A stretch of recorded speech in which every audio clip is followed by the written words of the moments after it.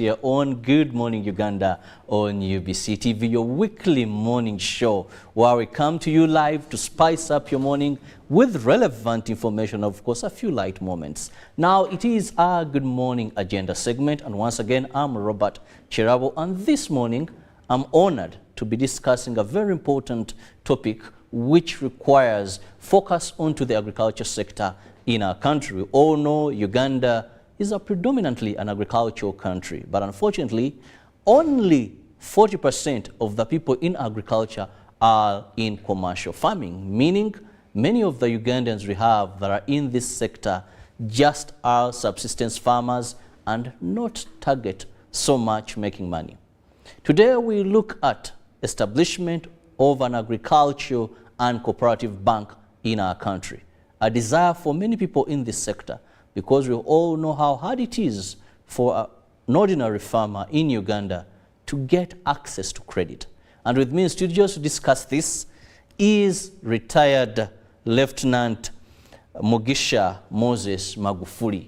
He is one of the procurement and seed monitoring officers under wealth creation, but he is also the national chief coordinator of the Transformer Coalition Association Uganda.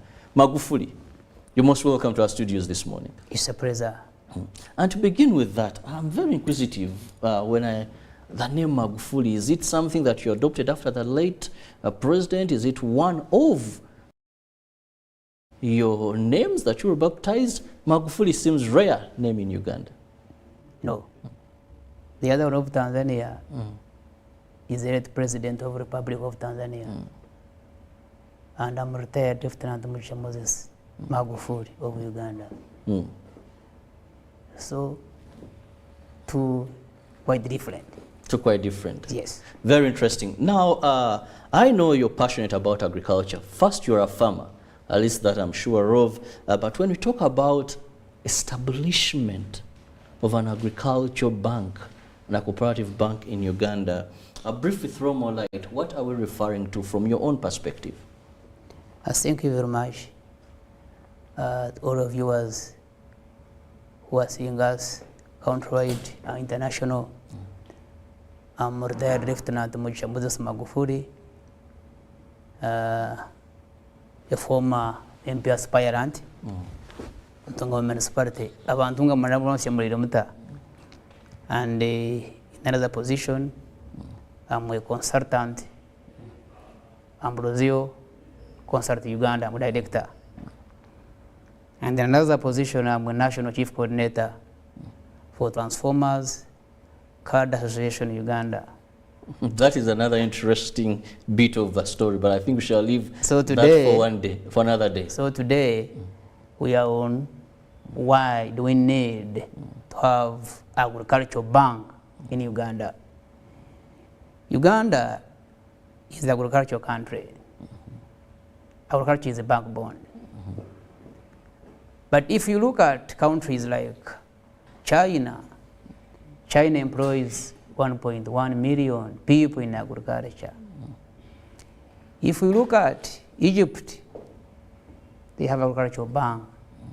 If you look at Liberia, if you look at Tanzania, here Kenya, 1966, they established agricultural finance and cooperation.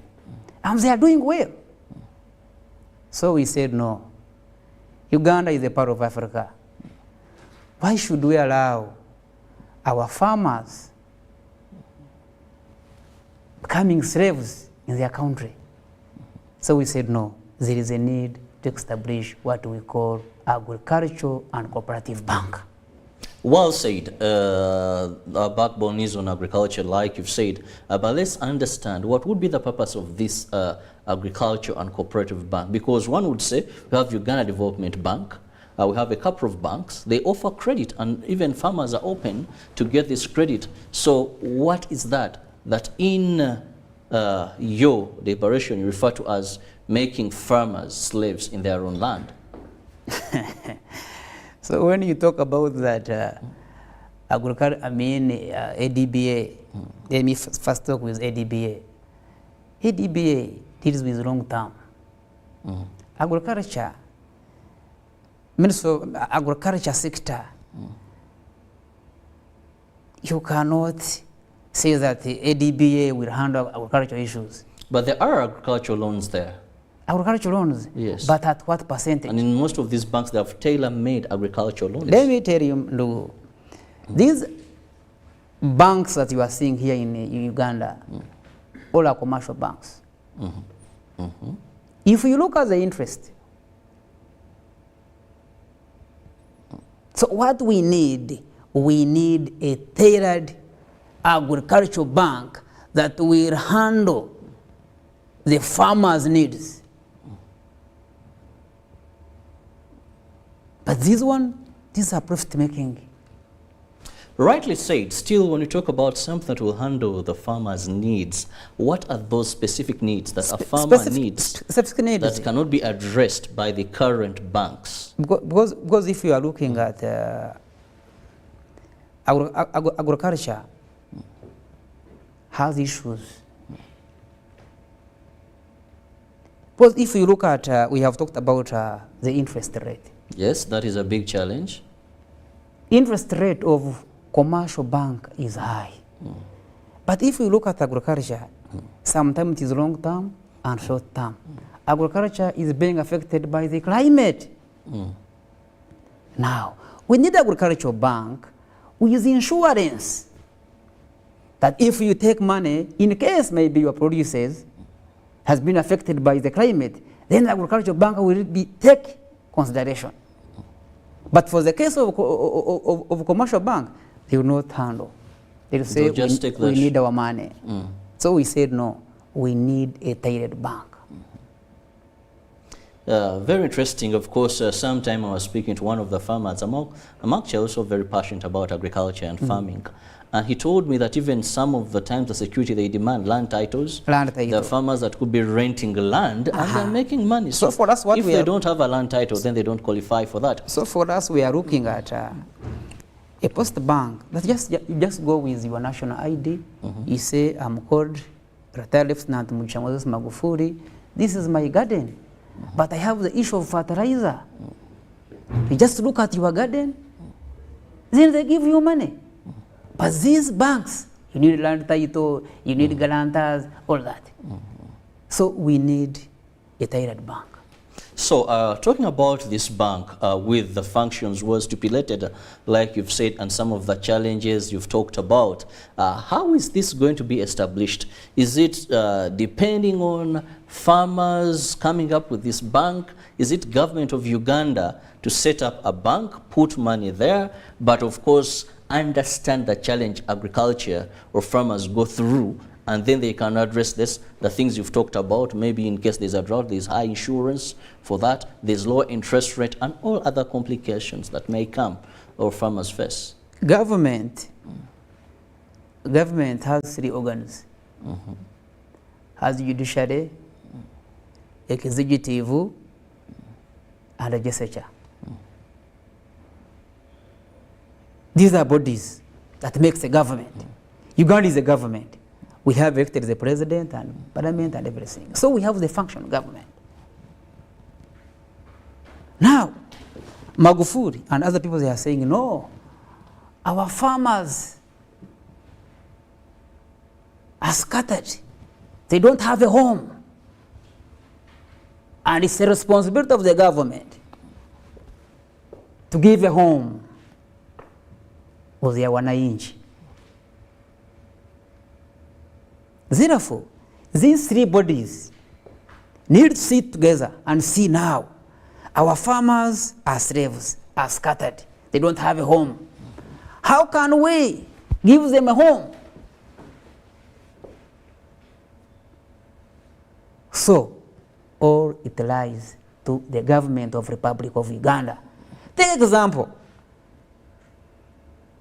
Government has been putting money in microfinance. Bank of Uganda, ADBA, Post Bank. Really, if government, the executive, and parliamentarians, if they really love Uganda, Because Ugandans, they have been there for this country. They supported the president 5 years well.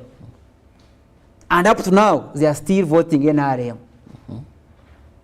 So how can the government reward our farmers? Give them a home. So it's a responsibility of the government to see on how they can establish agriculture and banking. Magufuli, if you look at statistics... So the issue that who should do that, it's the government. It's not the farmers.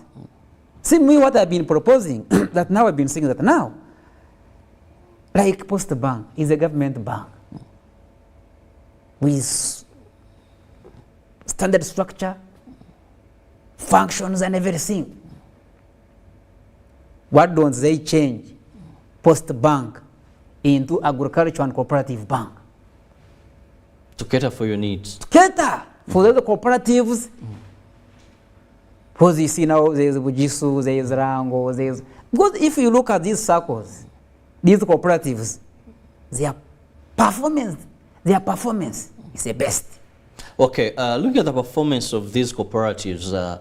Yes, we know some are really doing good, but we also know that we once had these cooperative societies, banking schemes, and they didn't yield as much. Many of them were mismanaged by then. But let's properly understand, if you're talking about lifting the farmer, the Ugandan farmer, and I've told you that many of our farmers are in subsistence agriculture.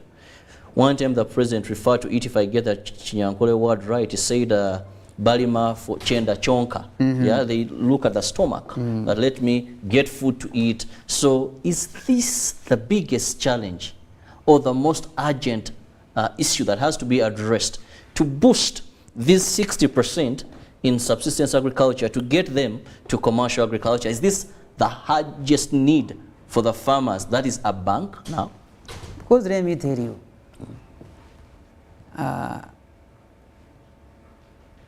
the moment government establishes agricultural bank, money is within the private sector. People have their own money and they want to invest in agriculture. But they are looking, there is no enabling facility, financial institution that will support them. Money is within the private sector. People want to invest, even Ugandans. But they are looking enabling financial institution to support agriculture. If we look at, like, take example like in Ntungamo. Ntungamo will produce so much matoke. You don't need as a government to go and establish value addition machine in Ntungamo to process. Banga will handle all those issues. You don't need to go and establish a warehouse. Because the farmers will get credit and do that. Farmers are already organized with their money. So I'm saying government is overextending themselves. You want to do everything. Even here in Uganda, we don't have opposition. There's no opposition here in Uganda. Let's not go political. Let's stick to the agriculture issue for this time. When you talk about that government, the burden could be lightened, if at all they have issues like the agriculture and cooperative bank in Uganda. Magufuli, you must understand very well that the bank helps you to access credit, which you said others give you this at a higher interest that may not be friendly to the ordinary farmer. Yes. But also we must understand that for a person to go to the bank and get a loan, get this credit, they must be going into a venue that is going to bring credit, or a project that's going to bring credit. Now, when we look at the huge percentage, and I want to repeat this, many of these are not in money-making agriculture. Many of these are in subsistence agriculture. The statistics from WBOS and other sectors, even my first Minister of Agriculture and Husbandry, Fisheries and everything, briefly Minister of Agriculture, they will tell you that we still have a big load of farmers who are in subsistence agriculture. So how sustainable, how realistic is this going to be then? Yes, we still have more farmers in subsistence farming. For them, they're looking at commercial, that business into this. It's because government has not been doing their work. They have been there, they are not organized, they are not educated, so they are there. Well, I know you're among the procurement and seed monitoring officers of Operation Wealth Creation. Looking at these initiatives and other groups that government has put together, farmer groups, I know a number of them, even under State House, there's a State House Poverty Alleviation Department, I think led by Joan Kakwenzile, that also looks at model villages, identifies farmers, empowers them, gives them inputs, gives them financial assistance. All these interventions, why have they failed if they have? And you think then this would do better? Let me tell you, you can build a house, put furniture, put everything, but the moment there is no food in the house, family members will go away. Government has done a lot. We have had Ntandukwa, we have had Bonabakagaware, we have had so many interventions. Water circulation, NADs, whatever. Youth livelihood, same money, rotating on the same person. Where is the results? So we are saying no. For accountability and mitigation, we need a legal institution to handle all those issues. Won't be this also another duplication? Because one of the challenges whole government faces is this duplication. No. One thing after the other. Because all these are looking at financial assistance. Which duplication are you talking about? For establishing agriculture and cooperative bank? Because even what we have today, I know of a number of circles that target people in the agriculture sector. I know of banks, yes, you could say some interest, some banks have high loans, but I know of banks that have had agriculture. There are many. If you go to Post Bank, you will find the agriculture loan. Yes. If you go to Centenary, they are there. If you go to Stanbic, they are there. But the question is, what percentage? We are looking at what percentage? The terms and condition. That is the problem. That's what we say. No, we need a tailored bank for our farmers. So don't say a DBA. No, these are wrong terms. Agriculture is a short 3 months, 4 months. So we need that bank. Very interesting, and I believe many will buy into this. Magufu, let's also look at one of the other critical challenges the agricultural sector is facing. The agriculture sector, one is the challenge of issues to offer in terms of getting loans. When I go to a bank, they'll ask for maybe a motor vehicle as security, logbook, they'll ask for land title, and one of the issues we know very well that many loans in commercial banks, other banks we've talked about, why farmers may not access them has been the issue of collateral. What are you putting for you to get? Yet a number of farmers still in our country don't own land in terms of land titles. Many of our peasant farmers, you've had these land evictions day by day, where we see a garden, you see a lot of banana plantation cut down, cassava gardens destroyed, all this and that. So how is this going to be done in your perspective? What are you going to have? Because if government says this, at one day you need to have the profits being made by the bank, you need to have money to run the bank. Let me tell you, I told you in the beginning that because the issue of collateral is a legal mandate. Because that's why now ANIRA registered, or government registered that anyone should have a national ID. Because the moment you put a national ID, will bring all the data about you, your father, your area, and everything. The issue of collateral, yes, it is still a problem, but you cannot do agriculture in air. You can go and rent, you can go and hire. So there must be some document, and you should be having a locality where you are going to do your business from. So they would trace that. Where are you going to do your business? So you turn into the collateral? Automatically, because where you're going to do the business, then automatically you'll be holding that area. So it can, because automatically you have to be having some guarantors to guarantee you. Even if maybe you'll go with national ID, but you need like maybe your daddy who owns the land. Because like we have like in northern Uganda, land is owned by communal. So how will now the bank give loan to those people? There is a local council, they will make a recommendation.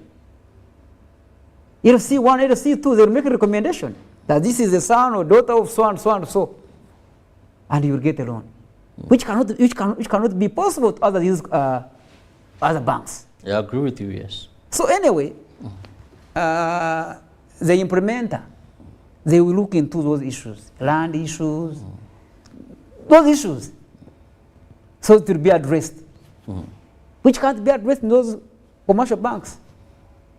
Yes. We once had cooperatives here in Uganda. Of course, we have a few that have been able to survive that arena over time, like the Bugisu, and I think in Ankole there are about 2 or 3 I've ever heard of. But what were those mistakes that were done then, and you think now should be avoided in case your proposal sails through and sees the light of day? Following to Uganda's independence in 1962, government favored cooperative as a policy instruments for rural development government. Enacted the first cooperative movement. So when you look at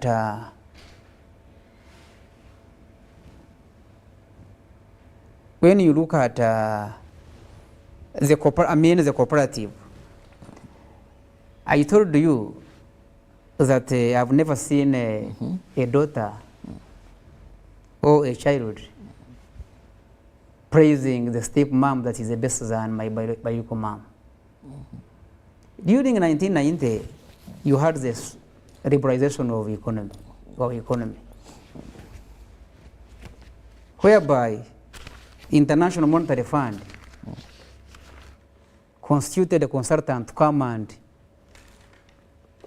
evaluate our own bank. In the process, we have had our own banks closed. Where is UCB? Where is Cooperative Bank? So, Ugandans who are viewing us, these foreign people, they don't like to see any country in Africa becoming building financial power. They will bring all policies to weaken your financial muscle, such as that they control you indirectly. That's why you see our cooperative bank is nowhere to be seen. That's why you see our UCB is nowhere to be seen. Every financial year, you hear anything, let's go and borrow. Let's go and borrow. You borrow with an interest. That's why you see sometimes even the cost of production is becoming high. Because government is trying by all means to levy tax to pay the debts. We said no. No, let's have ours. Well said. You've talked about the issues of the IMF and our colonial masters moving into yet another era of controlling us, which in one way or the other could be true. But how then is this agricultural and cooperative bank going to be a stimulator to our economy? Well knowing that today the world is moving more into issues of industrialization, technology, and you're talking about agriculture with so much hope. Yet you would find that maybe one would think that even with the current banking system could give us sufficiently. So you're so much focused that this could be a solution we are waiting for. How? No, Uganda, agriculture is the backbone. If you look at our mineral, agriculture is our backbone, but if you're to look at the 5 top earners yes, or contributors to our revenue, agriculture may not be there. You look at tourism, you look at various so. No, let me tell you. Early in the morning you took breakfast? Yes. Even you're going to take brunch, even at you're going to have lunch? Yes. And supper? Yes. If you see when you build the house and you build the toilet, you have to eat. Now, currently Uganda is exporting peace, exporting security. And a couple of things. A couple of things. Uganda is exporting now security.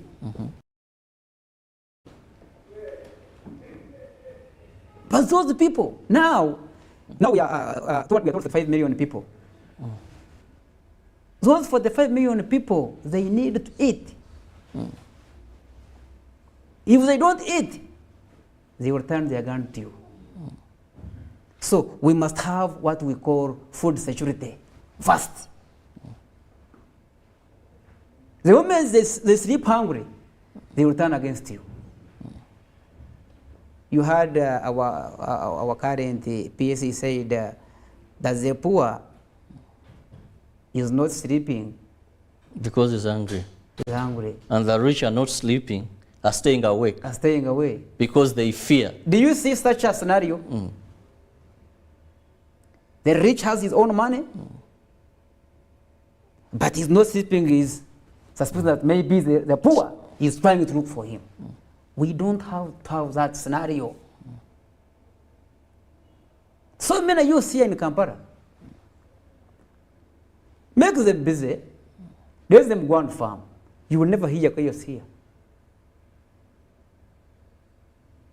We need to make them busy. If you look at Uganda, I don't see why we still even borrowing money. Uganda, we have the best mineral. We have the best climate. But take example like in Tungamo, we have iron ore. And the government of Uganda has been importing steel. Japan, South Africa. Why don't we, government, take a decision, start exploiting our own mineral, iron ore. Then we start exporting steel. That's a big business. We have a lot here. I don't see why Uganda we are still borrowing money. We have the best country with the best climate. Do you know that one cow in China cost 15 million in Feburaury? So now, the moment we have agricultural bank, government will go and establish cold chain in America, in Dubai. Then it's when you will see now export coming, going up. Magufuli, with all these interesting ideas to listen to, this brings me to ask myself, if this was really the solution to the challenges of agriculture, and it will propel us to that dream land you're telling us, why has it taken government so long to identify this amongst the so many interventions that government has put in place to address such problems? Let me tell you, bagamba ngu osobola kuba omwonoonyi n'ogenda wa Katonda n'ogamba God forgive me. Government is people, and people make some mistakes. And the moment they realize that there is a mistake, it can be corrected. closing cooperative bank, closing UCBA, and our local banks, maybe it was a mistake, but it's high time. It's high time. You remember when our speaker said that let us stop pretending that we are fighting corruption. We are all corrupt. Let us stop pretending that we are fighting corruption. We are all corrupt. But we can change the attitude towards corruption. We can forgive one another. So we can say, enough is enough. What happened? Maybe it was a mistake, but now this is the way to go. Can we have our own bank to cater for our farmers' problems? Or why you do what? Or why you do what? We need to fix the missing linkage. We need to fix the missing link in agriculture. Well said. My guest this morning, that is a retired lieutenant, that is Moses Magufuli, and we are discussing establishment of an agricultural bank and a cooperative bank. This to aid address challenges that farmers are facing, more so with the current systems that may not be tailor-made to answer their problems and challenges. Well, let me have your final remarks regarding this. My final remarks to all Uganda, the government of the Republic of Uganda.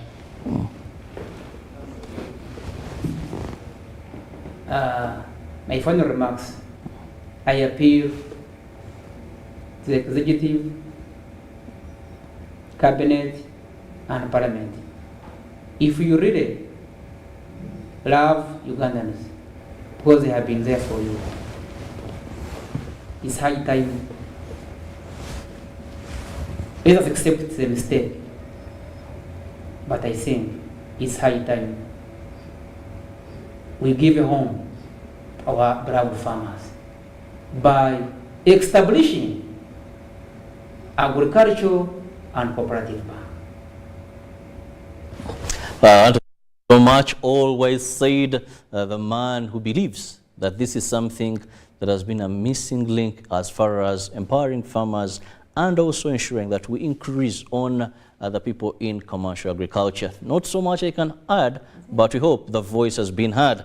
Well, I'll leave you with the sports team, and they'll be taking you through all the interesting games there, and of course the light moments in sports with Ruben Pima Kasera Chibirango. Have a lovely day. Please stay safe. If not vaccinated, go and get that jab. Good morning.